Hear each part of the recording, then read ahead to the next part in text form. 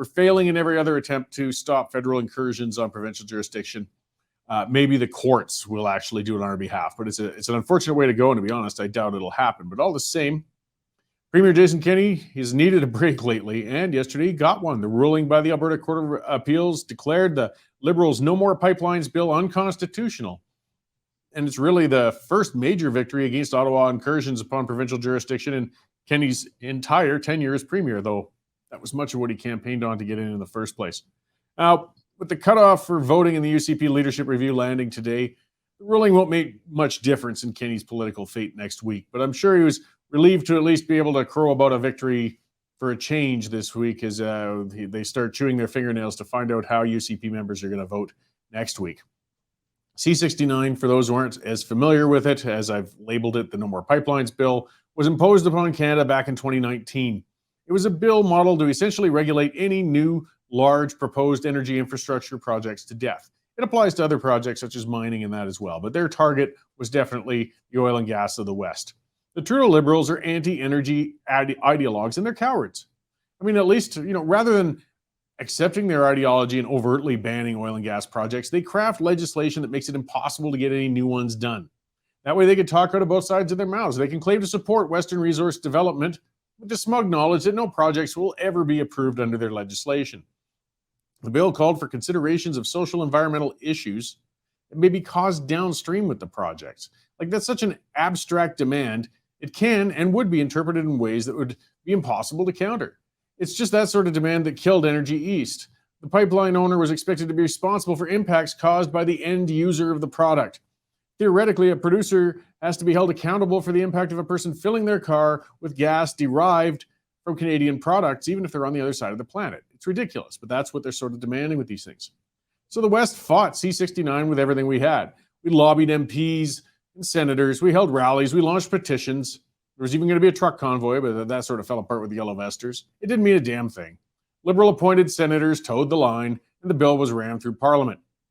With the arbitrary powers to approve or decline projects, the federal government immediately, of course, was chilling investment in energy infrastructure across Canada, particularly in the West. And I mean, look how they use it. Just look how Guilbeault recently approved an oil project in Newfoundland, while at the same time banning an expansion of an oil sand project in Alberta. It's no wonder few people are willing to invest in Western Canadian projects despite record high oil prices. The investor never knows when the rug is going to be pulled out from under their project. This power walks all over provincial jurisdiction and takes the ability to develop resources for export out of the hands of the provinces unless they have federal approval. As per the judges, this is their quotes, if upheld, the legislation would permanently alter the division of powers and forever place provincial governments in an economic chokehold controlled by the federal government. That's what the 5-justice panel wrote, the majority of them anyways, 4 out of 5.